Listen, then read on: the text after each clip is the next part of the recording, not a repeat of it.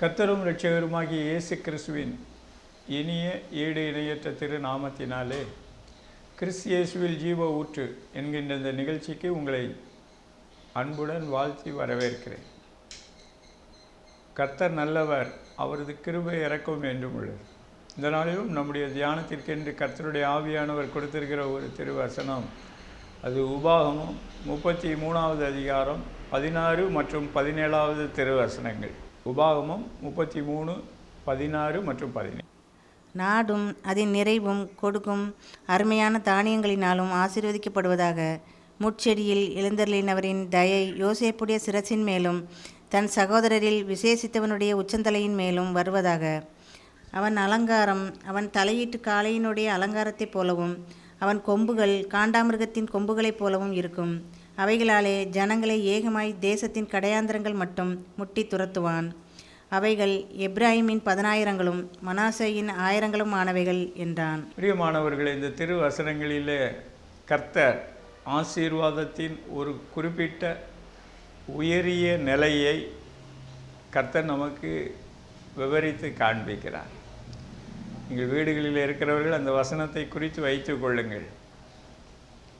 இது மிகவும் மகிமையான ஒரு ஆசீர்வாதம்.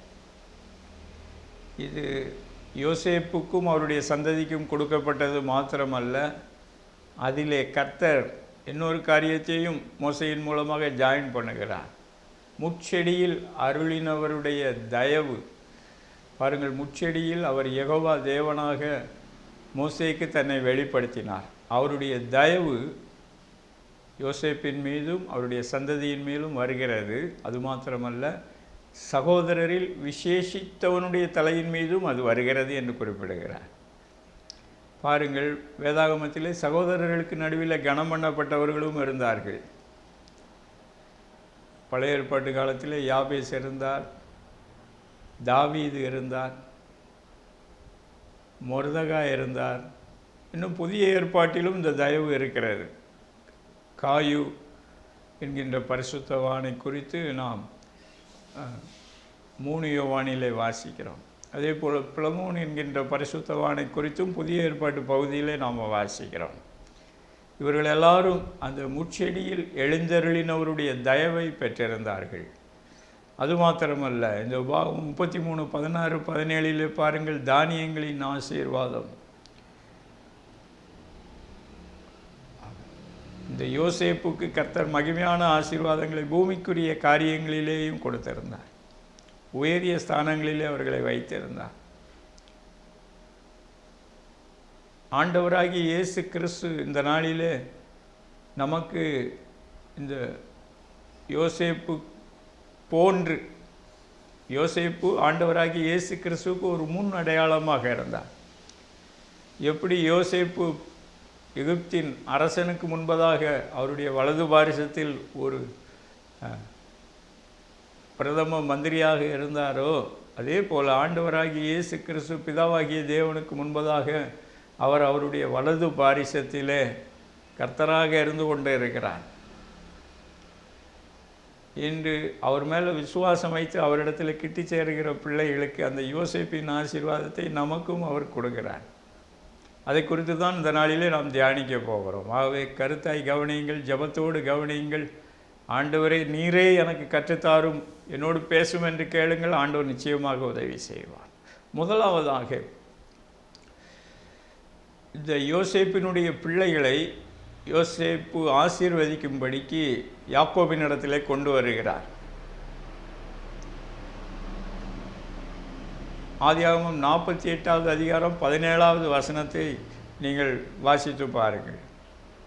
இந்த நாளிலே நாம் யோசேப்பின் ஆசீர்வாதம் என்பதை விட நாம் மனாசே, எப்ராயிம் என்பவர்களின் ஆசீர்வாதத்தை குறித்து தான் அதிகமாக தியானிக்க போகிறோம். பாருங்கள், அந்த யோசேப்பு யாக்கோபு என்ற இஸ்ரவேல் முதிர் வயதாக இருக்கும்போது தன்னுடைய 2 குமாரர்களையும் அவருக்கு முன்பதாக கொண்டு வருகிறார்.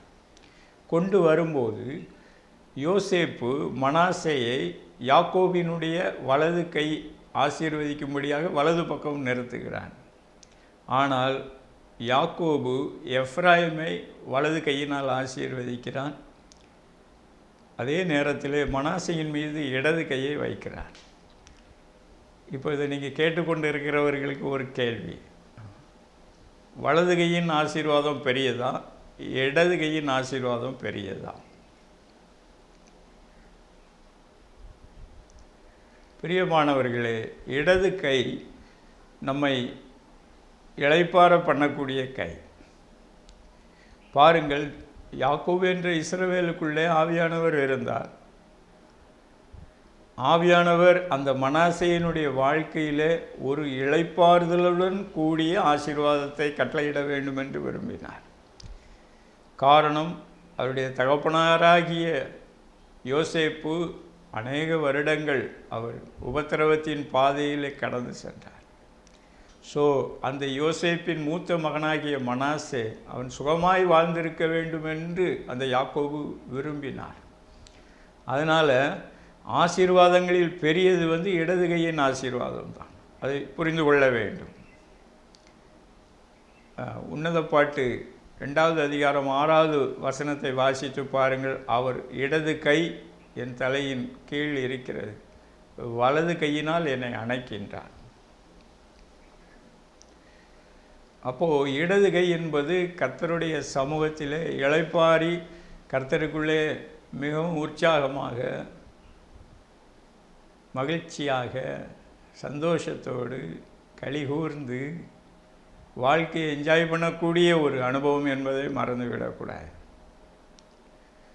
யாக்கோபின் மூலமாக கர்த்தர் அந்த ஆசீர்வாதத்தை மனாசே கோத்திரத்துக்கு கொடுத்தார். அதே நேரத்தில் எப்ராயிம் கோத்திரத்துக்கும் ஆசீர்வாதம், அவர் மேல் வலது கை வைக்கப்பட்டது. காரணம், அவர் ஃபீல்டில் இறங்கி பரபரப்பாக செயல்படக்கூடியவர்களாக இருந்தார்கள். நீங்கள் வேதாகமத்திலே வாசித்து பாருங்கள். மோசேக்கு அடுத்து இஸ்ரவேல் மக்களின் தலைவனாக யோசுவா நியமிக்கப்படுகிறார். பரபரப்பாக செயல்பட்டார். பாருங்கள், இந்த மோசே அதை சொல்லி ஆசீர்வதிக்கிறார். மனாசேயின் 1000 ஜனங்கள், எப்ராயிமின் 10,000 ஜனங்கள். அவர்கள் பெருகி கொண்டே இருந்தார்கள், ஃபீல்டில் இருந்தார்கள், சிறப்பாக செயல்பட்டார்கள். கர்த்தருடைய நாமத்தினால் ஜெயத்தின் மேல் ஜெயத்தை பெற்றுக்கொண்டே இருந்தார்கள். அவர்களுக்கு இந்த மனாசேயினுடைய அன்பும் ஆதரவும் இருந்தது, மறந்துவிடக்கூடாது. இந்த கர்த்தர் உங்களை இளைப்பாற பண்ணும்போது, சுகமாய் தங்கியிருக்க பண்ணும்போது, ஃபீல்டில் இறங்கி செயல்படுகிற மற்ற சகோதரர்களுக்கும் உங்கள் கரம் அவர்களுக்கு ஆதரவாக இருக்க வேண்டும். இந்த மனாசேயினுடைய ஆசீர்வாதம் உங்கள் வாழ்க்கையிலே வெளிப்பட வேண்டும் என்று விரும்புகிறீர்களா? ஸ்தோத்திரம். நீங்கள் அதை அனுபவித்து பார்க்கும்போது தான் நீங்கள் அதை புரிந்து கொள்ள முடியும். The inheritance of Manasseh, the blessings on Manasseh. கர்த்தருக்கு முன்பதாக நினைத்து கொள்ளுங்கள். கர்த்தர் பழைய ஏற்பாட்டிலே கோத்திரங்கள் எல்லாவற்றிற்கும் விசேஷித்த ஆசீர்வாதங்களை, கிருபை வரங்களை கொடுத்தார். ஸ்தோத்திரம். புதிய ஏற்பாட்டு வெளிப்படுத்தின விசேஷத்தில் ஆண்டவர் ஒரு இடத்துல குறிப்பிடுவார், 1,44,000 பேர். அதில் ஒரு குறிப்பிட்ட கோத்திரம் மாத்திரம் இடம் வராது. நான் ஆண்டவரிடத்தில் அதை கேட்டேன். அது நம்ம கற்றுக்கொள்ள வேண்டிய ஒரு காரியம். ஆண்டவர்கிட்ட கேளுங்க, எதனால் அந்த கோத்திரம் அந்த லிஸ்ட்டில் இடம் பெறலை அப்படின்னு. தான் கோத்திரம். எனக்கன்பான தேவனுடைய ஜனமே, இந்த யாக்கோபின் பிரியம் யோசேப்பின் மேலே இருந்தது. அதில் முக்கியமாக மூத்த மகன் மனாசேயின் மேலே இருந்தது. ஸ்தோத்திரம். நீங்கள் வேதாகமத்தில் வாசித்து பாருங்கள், உபாகமம் புஸ்தகத்தில் தொடர்ந்து. ஸ்தோத்திரம். அங்கே மோசே வாக்களிக்கப்பட்ட கானான் தேசத்தில் யோர்தானுக்கு இந்த பக்கம் இருக்கிற சுதந்திர வீதங்களை அவர் மனாசேக்கு பங்கு வைத்து கொடுக்கிறார். அந்த கோத்திரங்களை பங்கு வைத்து கொடுக்கும்போது மனாசேக்கு பெஸ்ட்டு பார்ட்டு கொடுக்குறார். கிளையாத் அவருக்கு ஒதுக்கப்படுகிறது. கர்த்தருக்கு ஸ்தோத்திரம். அதே நேரத்தில் அந்த மோசே அவர்களுக்கு கட்டளை இடுகிறார். நீங்கள் உங்களுக்கு கர்த்தர் உங்களையும் உங்கள் வீட்டாரையும் உங்கள் கால்நடைகளையும் இங்கே இளைப்பாற பண்ணுகிறார். நீங்கள் உங்களிலே யுத்தத்துக்கு போகக்கூடியவர்களெல்லாம் புறப்பட்டு யுத்தத்துக்கு வர வேண்டும். ஸ்தோத்திரம். கர்த்தர் இன்று நமக்கு சில ஆசீர்வாதங்களை, நன்மைகளை, சுதந்திர வீதங்களை கொடுக்கும்போது அதன் மூலமாக ஆண்டவர் ஒரு நோக்கத்தை, குறிக்கோளை, தெரிந்து கொள்ளுதலை வைத்திருக்கிறார். அதற்கு ஏற்ற விதத்திலே அதை செயல்படுத்த வேண்டும். அதை ஆண்டவர் பார்த்து கொண்டு இருக்கிறார்.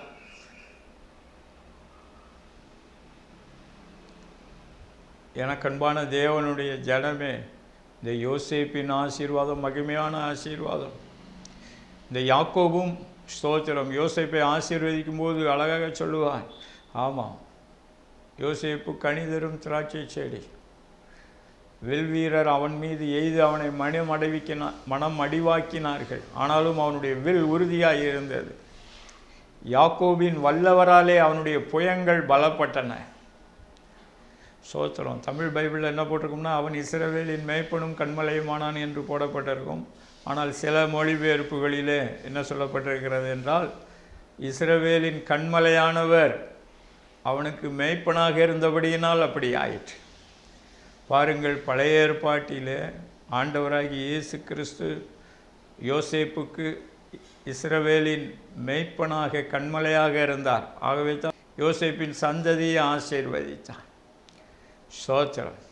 இன்று நம்முடைய வாழ்க்கையில் ஸ்தோத்திரம், ஆவிக்குரிய காரியங்களில் இன்னும் கர்த்தர் எனக்கு நல்ல புரிந்து கொள்ளுதலை கொடுக்க வேண்டும் ஆண்டவரே.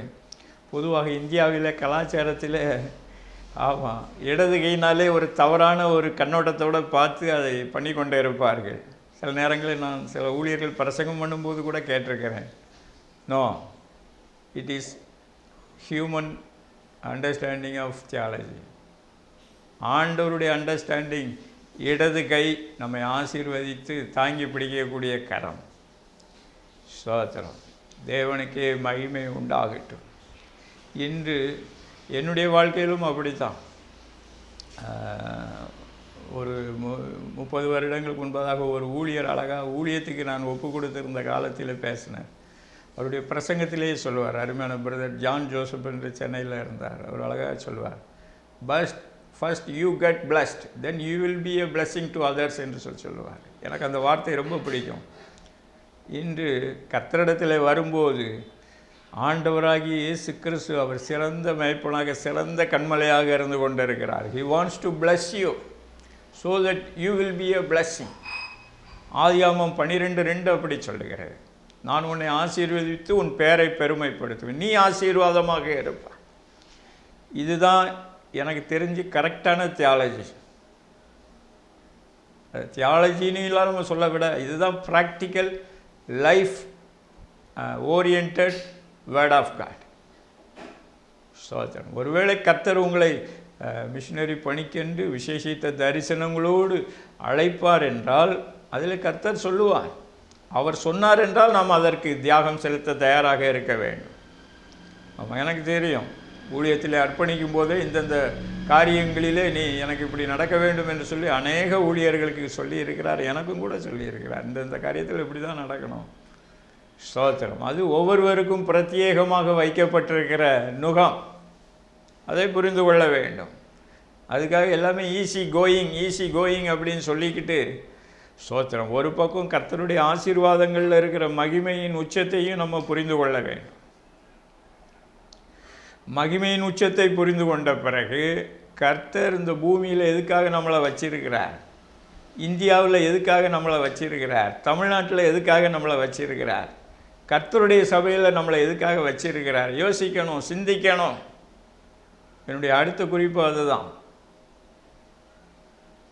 இன்று ஆவியானவர் உங்களுக்குள்ள அந்த அப்பிடைட்டை தூண்டுகிறார். மனாசையை போல, எப்ராயிமை போல கர்த்தர் உங்களை ஆசீர்வதிக்க வேண்டும் என்று விரும்புகிறார். கர்த்தருக்கு ஸ்தோத்திரம். தேவனுக்கு மகிமை உண்டாகட்டும். அடுத்தபடியாக இந்த ஆசீர்வாதங்கள் முச்செடியில் எழுந்தருளினவருடைய தயை என்று சொல்லும்போது அங்கே யெகோவா தேவன் எந்த சூழ்நிலையிலும் மக்களை ரட்சிக்கிறவர்.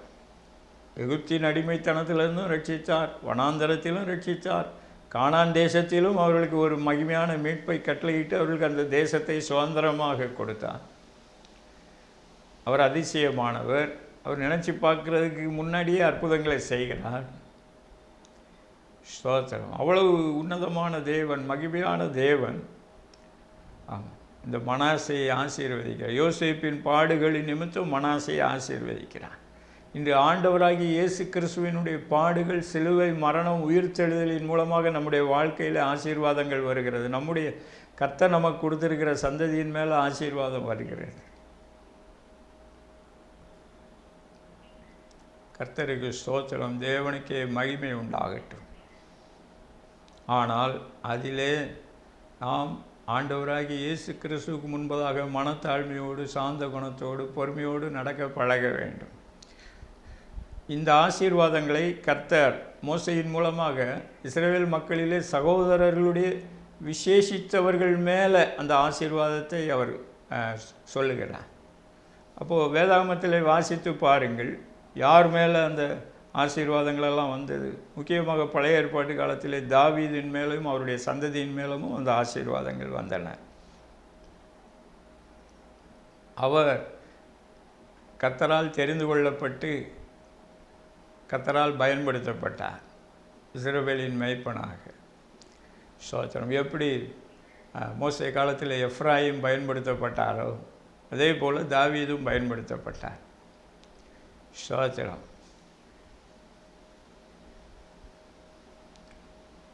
தாவீதும் பயன்படுத்தப்பட்டார். பாருங்கள், இடது கை நமக்கு இளைப்பாறுதலை, நமக்கு ஆசீர்வாதங்களை கொடுக்கக்கூடிய கை.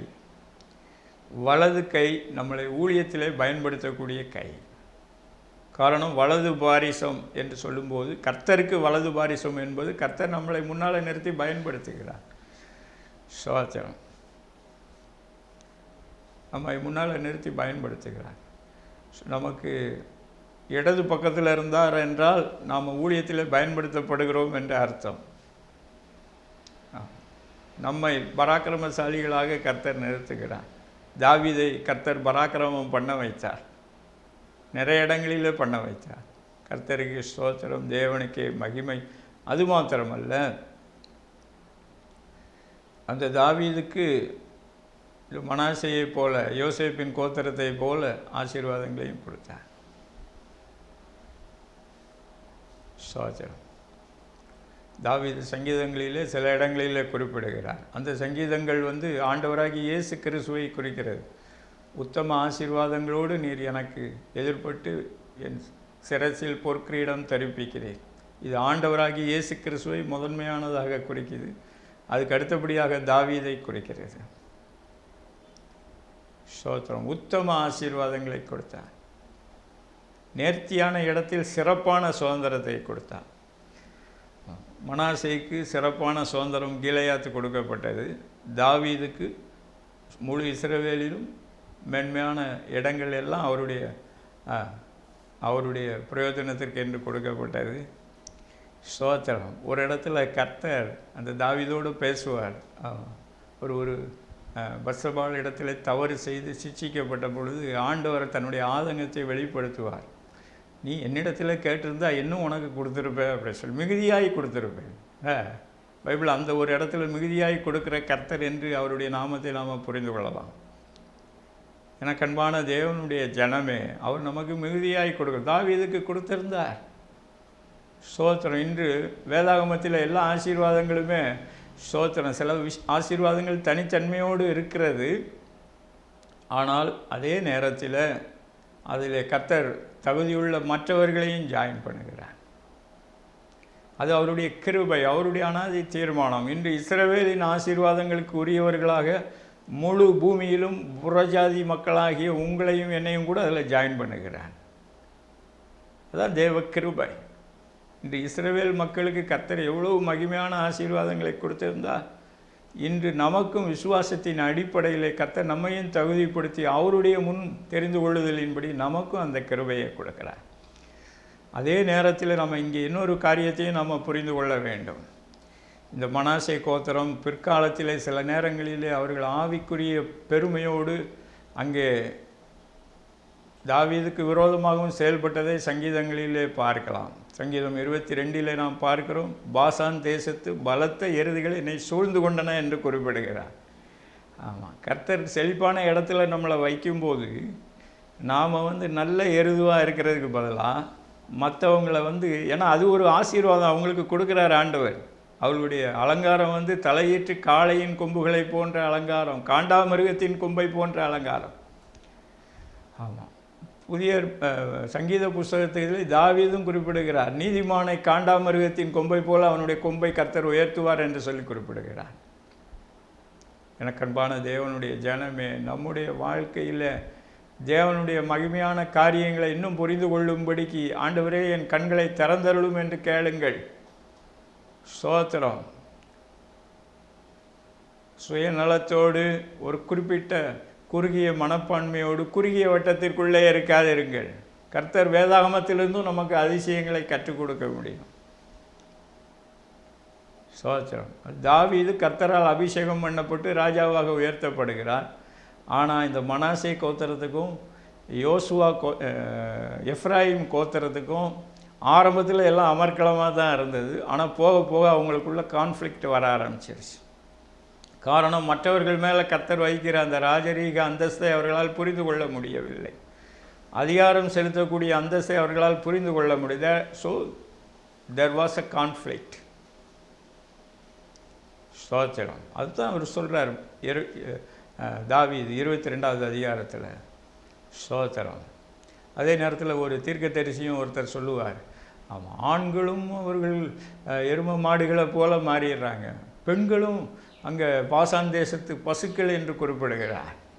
அவன் ரொம்ப கொழுப்பு ஜாஸ்தியான உடனே அவங்களுக்கு வந்து இந்த தமிழில் ஒரு பழமொழி சொல்லுவாங்க, நண்டு கொளுத்துச்சுன்னா வலையில் தங்காது, ஒரு கூடாரத்துக்குள்ளே இருக்காது அந்த குழிக்குள்ளே அப்படின்னு சொல்லுவாங்க, வெளியே வந்து மாட்டிக்கிறாது.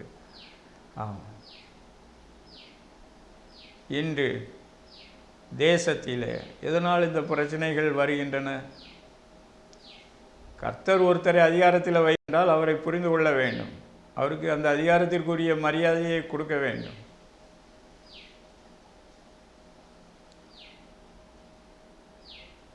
அதிலும் இந்தியா போன்ற ஜனநாயக நாடுகளில் 2 பேரையும் கர்த்தருக்குள்ளே மதிக்க பழகணும்.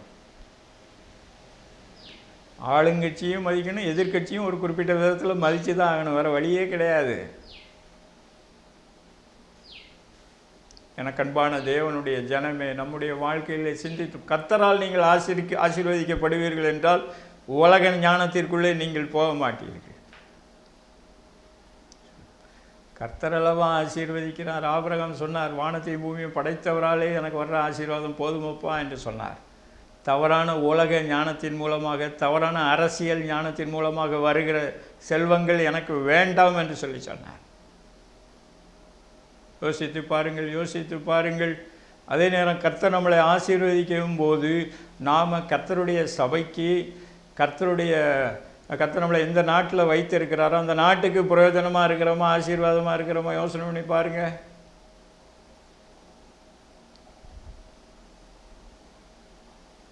ஸ்தோத்திரம். அந்த பாசான் தேசத்துக்கு பலத்த எருதுகளுக்கு என்ன ஆகும் அப்படிங்கிறத தாவீது அழகாக சில இடங்களில் விவரிப்பார். நீங்கள் பைபிளில் வாசித்து கற்றுக்கொள்ளுங்க. கர்த்தர் உங்களை அதிகாரத்தில் வைக்கும்போது இருளின் அதிகாரத்தை நீங்கள் செலுத்தக்கூடாது.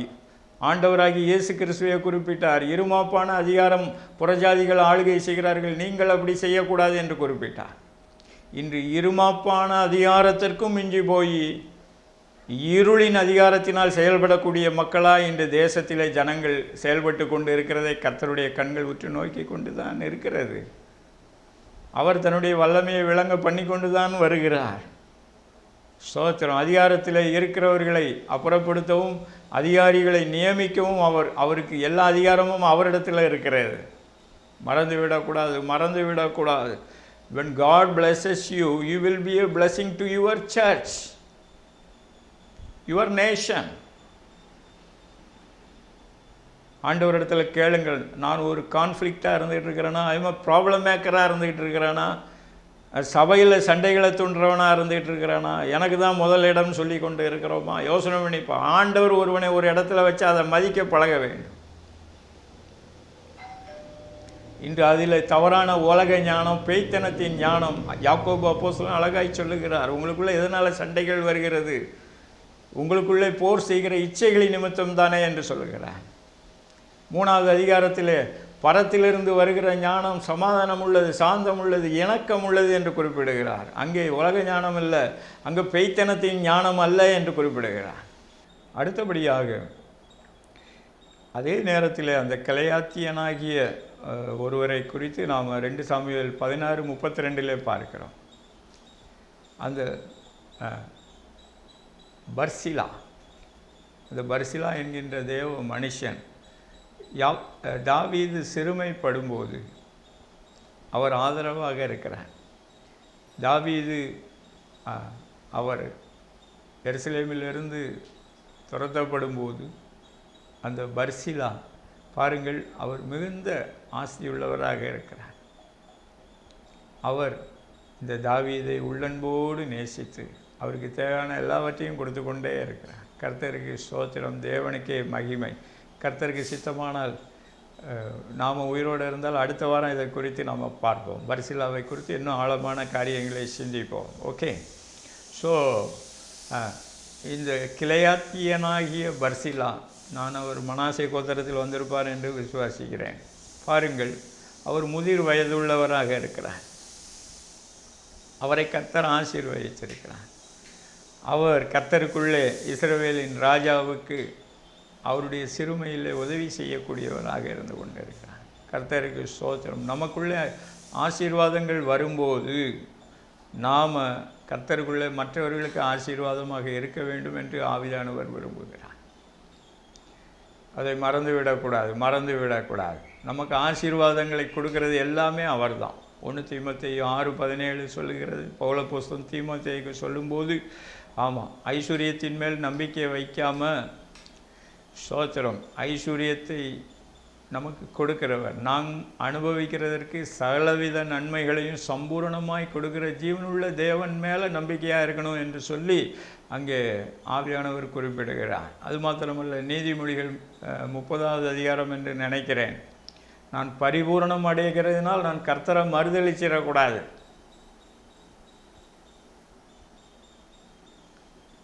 அதே நேரத்தில் நான் தரித்திரம் அடைகிறதினாலே தேவனுடைய நாமத்தை வீணிலே வழங்கக்கூடாது.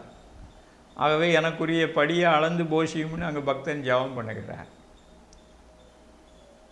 உங்களுக்கு உரியதை ஆண்டவர் நிச்சயமாக கொடுப்பார். உங்களுக்குரிய மேன்மைகளையும் ஆண்டவர் கொடுப்பார். ஆனால் அதை கொடுப்பதின் நோக்கம் நீங்களும் நானும் தேவ திட்டத்தின்படி நம்ம செயலாற்ற வேண்டும் என்பது தான். அதை மறந்து விடக்கூடாது.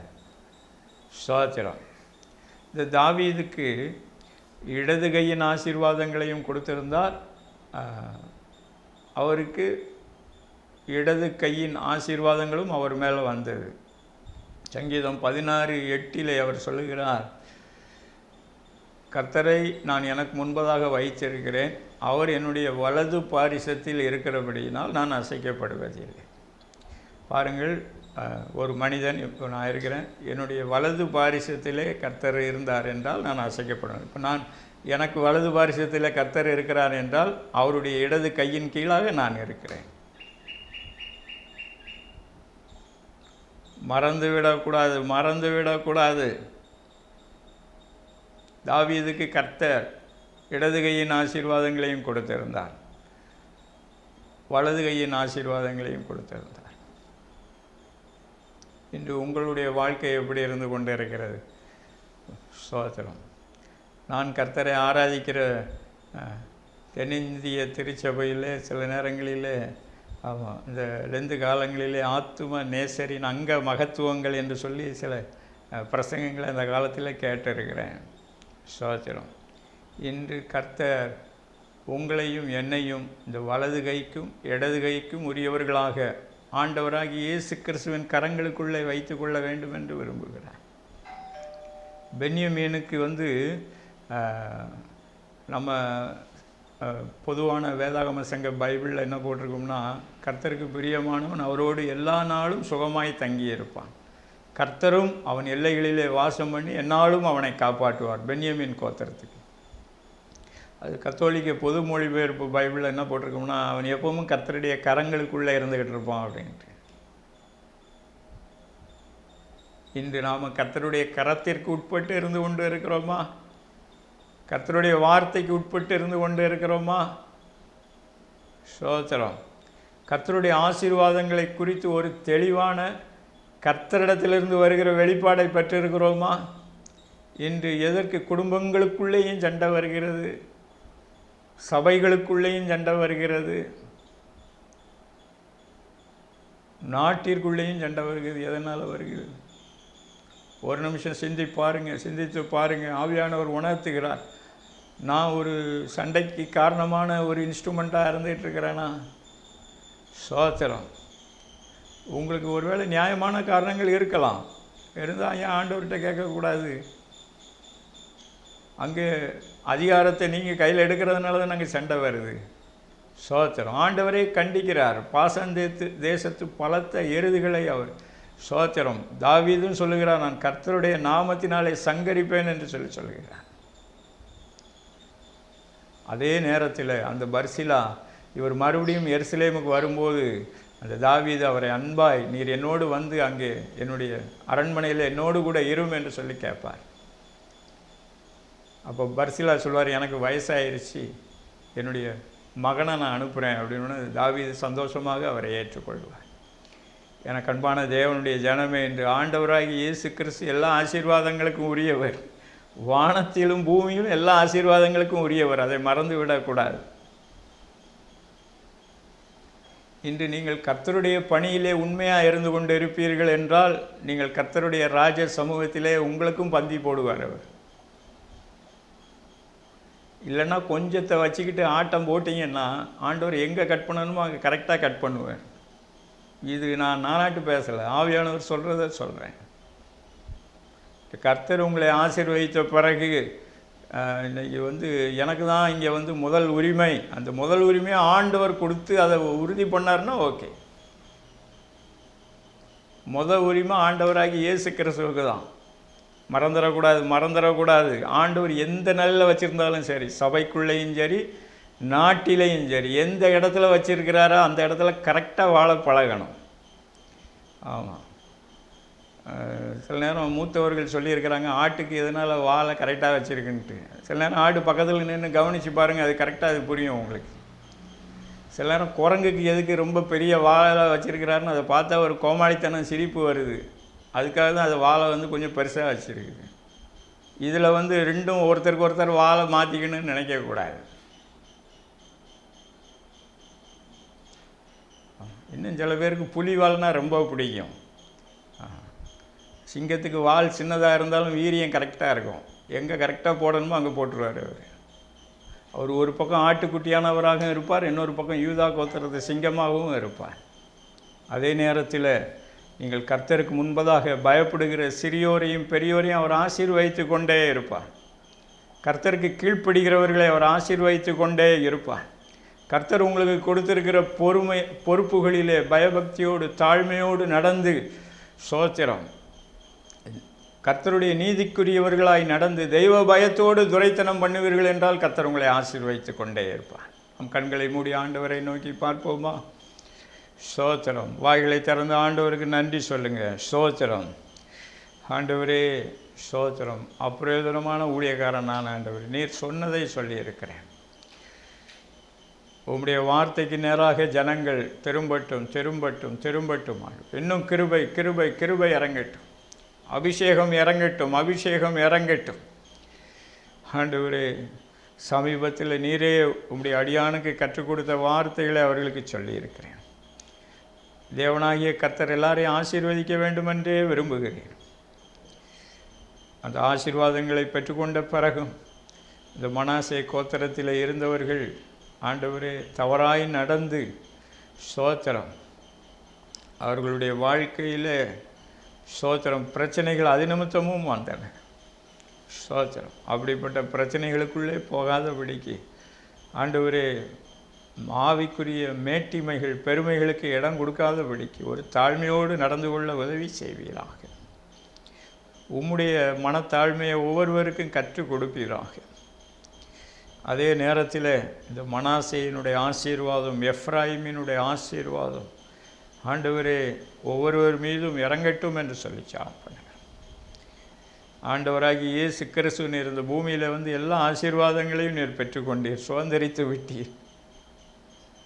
இம்மையிலும் மறுமையிலும் சுதந்திரித்து விட்டீர். அதே நேரத்தில் முதலாவது தேவனுடைய ராஜ்யத்தையும் அவருடைய நீதியும் தேடுங்க, அப்பொழுது இவைகளெல்லாம் உங்களுக்கு கூட கொடுக்கப்படும் என்று சொல்லியிருக்கிறேன். கொடுங்கப்பா. உங்கள் நாமம் தரிக்கப்பட்ட ஜனங்கள் உயர்ந்திருக்கும்படிக்கு செய்வீராக. அவர்கள் குடும்பம், அவருடைய பணிகள், ஆண்டவரே தேசத்தில் இருக்கிற அரசியல் அந்தஸ்து, ஆண்டவரே சர்வதேச அளவில் அவர்களுக்கு இருக்கக்கூடிய அந்தஸ்து எல்லாவற்றிலும் தேவ ஒத்தாசைகள் இறங்கட்டும். இந்த நாளிலே எங்கள் கண்களை திறக்கிறதற்காக நன்றி. இன்னும் கிருபை இறங்கட்டும், கிருபை இறங்கட்டும் ஆண்டவர். லீஹா லீமா ராஹத்தியா த ஒரு பக்கம் பூமிக்குரிய நன்மைகள் ஆசீர்வாதங்கள் இருந்தாலும் ஆண்டவரே இந்த பர்சிலாவுக்கு தாவீதின் ஆண்டவரே அரண்மனையில் அந்த ராஜ சமூகத்தில் ஒரு இடத்தை கொடுத்து, அதே போல் ஆண்டவராகிய இயேசு கிறிஸ்துவுக்கு முன்பதாக, பிதாவாகிய தேவனுக்கு முன்பதாக, பரிசுத்த தேவ தூதர்களுக்கு முன்பதாக ஆண்டவரே ஒவ்வொருவருக்கும் ஒரு இடம் உண்டாயிருக்கட்டும் ஆண்டு. அதே நேரத்தில் பூமிக்குரிய காரியங்களிலும் இருக்கிற தள்ளு முள்ளுகள், தவறான மாம்ச இச்சைகளை தூண்டுகிற அசுத்த ஆவிகள் கடிந்து கொள்ளப்படுவதாக, கட்டப்படுவதாக, விலகி தேவன் நியமித்திருக்கிற இடத்திற்கு போவதாக, இனி வராமல் இருப்பதாக. பூமிக்குரிய காரியங்களிலும் ஒவ்வொருவருக்குரிய சுதந்திர வீதங்களை கொடுத்து ஆசீர்வதிப்பீராக, மேன்மைகளை கொடுப்பீராக. அதில் ஆண்டவரை அவர்கள் மகிழ்ந்திருக்கும்படிக்கு செய்வீராக.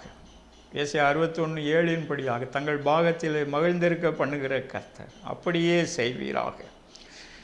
அதில் இருக்கிற குற்றங்கள் குறைவுகளை மன்னிப்பீரா. உங்கள் ரத்தம் அவைகளை சுத்திகரிக்கட்டும் ஆண்டவரே. ஆண்டவரே ஒவ்வொருவரையும் ஆசீர்வதிக்கும் போது ஆதியாகமம் 12:2 அவர்கள் கர்த்தருடைய சபைக்கும் தேசத்திற்கும் ஆசீர்வாதமாக இருக்க ஆண்டவரை நீர் நியமித்து வைத்திருக்கிற சர்வதேச சமூகத்திற்கு ஆசீர்வாதமாக இருக்க செய்வீராக, காத்துக்கொள்வீராக.